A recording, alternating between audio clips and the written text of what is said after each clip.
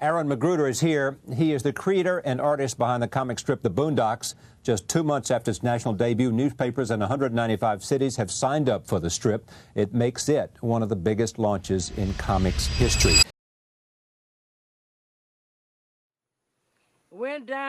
This, as you sat down, you said to me, you have to be careful what you wish for. The strip is essentially a racial, social, political satire. It's about a handful of African-American kids who are transplanted to the all-white suburbs. And they have to deal with their surroundings and deal with each other. And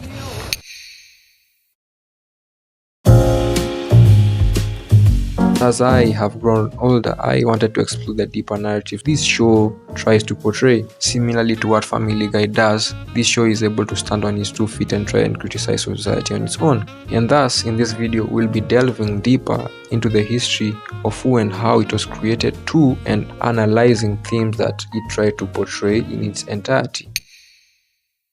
Is it possible to see something so bad that it actually hurts you physically? In other words, can too much black television kill you? The Boondocks is an American animated sitcom created by Aaron Magruder for Cartoon Network's late-night programming block Adult Swim. It is based upon his manga-influenced comic strip of the same name. The series premiered on November 6, 2005. Both the comic strip and the cartoon were influenced by Magruder's love of anime and manga. He cites Cowboy Bebop and Samurai Champloo as sources of inspiration for the series' fight scenes. You create a comic strip and you create characters that people interested in like.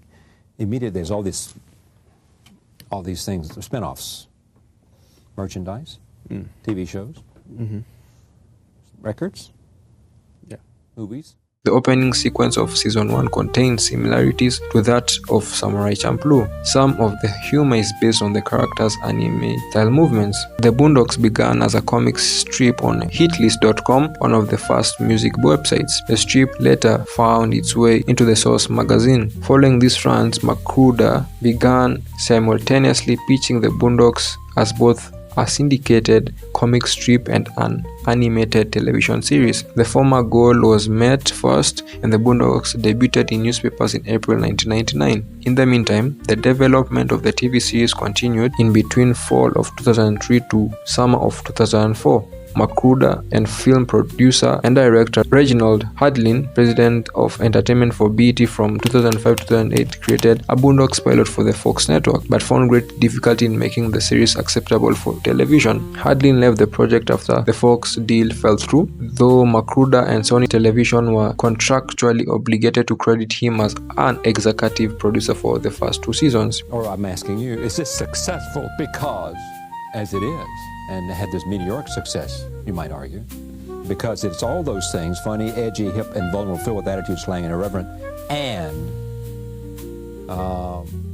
African-American. Mike Lazo, president of Adult Swim, stumbled across the pilot and declared it too networky. He then ordered a 15-episode season and told Magruder to just tell stories, and that would be the beginning of what we saw in our TVs. I am the stone that the builder refused. I am the visual, the inspiration. The series opens with the Freeman settling in the fictional, peaceful, and mostly white suburb of Woodcrest, and the characters we get to see in this show are Huey Freeman, who was voiced by the legendary Regina Hall, a nonchalant 10-year-old kid with the best afro a kid could get. He is a highly skilled kung fu fighter. He is wise beyond his years and very knowledgeable about various subjects, for example, arguing that Jesus Christ was black and that the portrayal of white Jesus was a narrative that the colonial masters erased in the history books to prove their notion that white ruled. Jesus was black, Ronald Reagan was the devil, and the government is lying about 9/11. He is heavily influenced by the theories of various left-wing social movements and social justice leaders. He promotes various social causes. He is openly contemptuous of gangster rap or other hip-hop as portrayed in mainstream media for glamorizing wasteful extravagance, self-defeating lifestyles, and ignorance. Hurts, Jasmine. The world is a hard and lonely place, and nobody gets anything for free. And you want to know what else? One day, you and everyone you know is gonna die. Yeah, my name is Riley, son. But you know, Nick. Riley Freeman is this polar opposite of his brother. He's very enthusiastic and a follower and fanatic of gangster rap and street culture. Though he is otherwise charming, clever, and artistically gifted, Riley maintains loyalty to gangster rap ideals, even in the face of their self-destructive consequences. He is easily swayed with the flashiness of the pop culture trends that are new wave in that moment. Boy, what the hell are you wearing? Is that a bra? What? It's just a wife beater. Wear your pants. Why are you wearing a skirt? No, Granddad. These are gangsta-licious shorts for thugs. See, they got an extra flap with a pocket, so you hide what you want to hide from the police. Kinda hot, right? Is more of a relatable character because we most, if not all, have been influenced by be it good or bad trends. Looking up to rapper celebrities as our role models, we are easily swayed by public opinion. Hey, you think we in trouble? You shot his grandson out the window. What you think? Oh well, I shot it. Robert Jebediah Freeman, aka Grandad, the ladies' man, the legal guardians of his two bonehead grandsons. He was voiced by the late John Witherspoon. There's nothing really much to him as the show centers much of its attention to Riley and Huey, but he is this breath of fresh air that just gives the show a more indicative and smooth nuance, if that makes sense. That's what I'm talking about right there. We don't use the N-word in this house. Granddad, you said the word 46 times yesterday. I counted. Hush.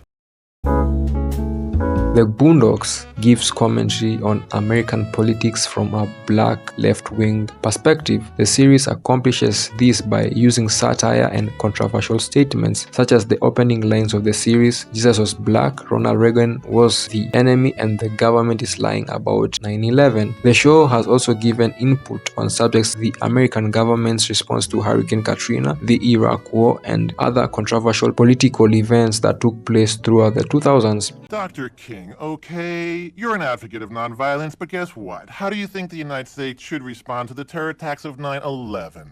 Well, as a Christian, we are taught that you should love thy enemy, and if attacked, you should turn the other cheek. What?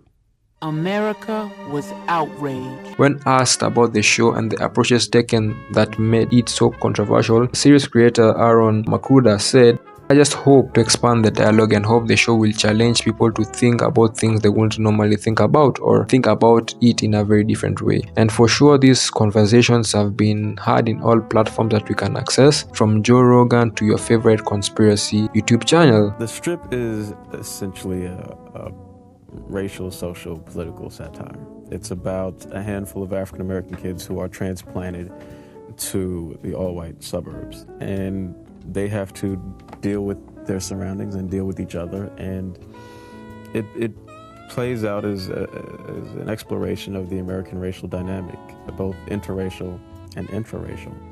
And you have these different age groups, these different political philosophies of the characters and different perspectives all sort of clashing and bumping into each other. Writer Terence Latimer asserts that many of the characters in the Boondocks can be seen as caricatures and personifications of recurring identities and ideologies in the Black American community. Riley Freeman personifies Black pop culture. Huey Freeman represents Black counterculture. Jasmine Dubois is representative of biracialism and loss of innocence in the Black American community. Uncle Ruckus is a caricature of internalized racism, and Grandad Freeman represents the older disciplinarian generation struggling to adjust in a new era.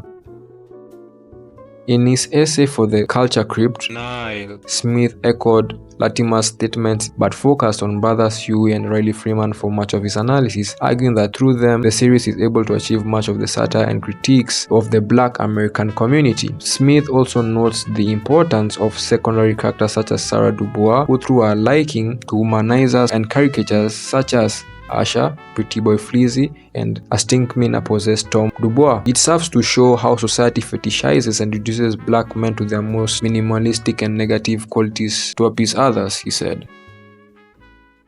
I also found this interesting post from Reddit that tries to bring light of what the show is about and give us more understanding. And also point to note, I'm not trying to force any ideology down someone's or anyone's throat. This is a subject that you can choose to interpret it the way you want. So please be more of an open-minded person, and if you don't agree with anything, please do put it in the comments. I'm also a very open-minded person. This Reddit post is called "The Philosophy of the Boondocks." It's very different from the shows that talk about the same subject matters. It reads, "The show is about love as much as it is about cynicism. It doesn't boil every special problem down to ignoring race like other shows would either. It explores race and beyond. It's about class. The show criticizes both black and white people, but there is a constant philosophy portrayed in all of them. No matter how irrational and stupid or even evil like Ruckus a character is, there's always an endearing element that makes you care about or root for them. The show portrays the tragedy of ignorance. Riley, Brandad, as many times as they're wrong and doing things for the wrong reasons, you still love them. The theme of the show is about social conditioning. Any other show will portray class as color and nothing more. Boondocks shows that people are victims of becoming what society tells them to be, and that black people end up getting the worst of it. There's only one type of character that is shown to be evil to an unredeemable extent. It's always the one pulling the strings. That's the running theme. Those are the characters you are never supposed to like, the ones who exploit the worst in people and control them for profit. And Hugh is the only one who ever sees it. That's why he tolerates the stupidity of others and loves his family. And even if it's in a passive-aggressive manner most of the time, it probably reflects how the creator feels, powerless to how the ones he loves are controlled in society. Huey is very Christ-like in that way. He never outright hates people. He turns the other cheek and knows what drives the irrationality in others. And this sparks a healthy interaction in the replies. And I'm gonna cite two examples from an opposer and a proposer narrative. And the opposer said, "I'd say the show is from the lineage of Malcolm X instead of the popular trivialized MLK line of thinking, which the very first episode pays homage to. Just this one episode shows many instances of Americans, both black and white. Race is a fake fictional construct to cover social class, and its ramifications are real and fictional constructs. I always had the upwardly mobile blacks love to leave the hood that raised them the first thing when they get money, and Robert actually represents this group of people really well. It shows that once you pass a certain social class, no matter the color of your skin, everyone acts the same way." And the opposer saying that, "Take Huey's speech at R. Kelly trial. It encapsulates more what the show is about. He doesn't talk about class, he talks about having a standard as individuals. Take the MLK speech. It's exactly the same. He doesn't talk of class or any economic issue. He talks about what you choose to be." I will say that's the genius of the Boondocks, because it sees it isn't about class either. It's about having pride, as Huey says. Social conditioning isn't totally untrue, but it makes it sound as if it's engineered, and there are victimizers and victims. And while the BT jokes are always funny, the message is that the people should start being responsible, and that's pretty recurring. And to be honest, from reading this Reddit reply, this Reddit post, you have to be honest that they have bits of truth in them. And with that said, I have seen many articles and one conducted by a certain university which is 260 pages in length, trying to break down this show in literature format, showing the uniqueness and cleverness and the rawness of the art material that tries to show a much bigger issue in society. I mean, is it perfect? Obviously not, but that's the good part about art forms like this. You get to form an opinion about so and so. According to the LA Times, it reads, "Ironic or insulting," and it quotes, "I was," she says, "trying to find some political or social value or even humor and couldn't." Makruda maintains that the Boondocks is meant to get people thinking about race in a constructive way. He says it's never meant to demean. In another article by the heading "What the Boondocks Didn't Understand About Blackness in the 2000s," it does not necessarily bash the show, but rather tries to give us a more different approach from what we've heard from previous beat Reddit posts and articles. It says that it may feel unfair to judge the Boondocks show that premiered nearly 20 years ago. The fact that Makruda was able to get an uncompromising black show as seen on TV at all is very commendable, and many of its best episodes still hold up today. But even the most fearless satirists have blind spots. The edges of us can sometimes slip and tumble while staring into the abyss. The Boondocks' relationship with blackness has always been complicated, but it's worth considering how it sometimes uses humor to point accusatory fingers in the wrong direction. Well, what can I say? The opinions are mixed with judgments coming from everywhere, but the truth remains there. And truly there is some truth from the satire. And it is for us individuals to look internally and root out the problems. We might point the finger at the leader who is greedy and corrupt, but you, the person, does the same but in a more secretive manner. For example, lying to get into situations, buying more land that you can ever use, teaching our kids that this type of people are not part of this culture, segregating even amongst ourselves. The notion of it is time for or to change should no longer be used as a fallacy, but that we must put into action to better the next generations. I mean, if you talk about gangster concepts, does that create controversy? Yeah, that whole thing, you know, Riley was really constructed to be a satire on contemporary black popular culture and contemporary hip-hop. Music and the glorification of crime and what have you. And people sort of take it on the surface level that I'm sort of implying that all black people are criminals. I mean, the whole point is with that character is that he's very, very young, you know, maybe like 7 or 8.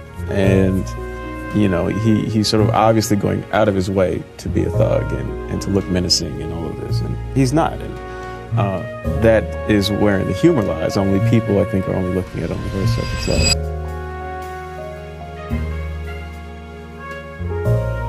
And so, ladies and gentlemen, that has been it. Hopefully I have not ranted BS and I have not wasted your time, and thank you for sticking and learning with me. It is an eye-opener. Tell me what you thought your thoughts in the comments, and I'll see you guys in a bit.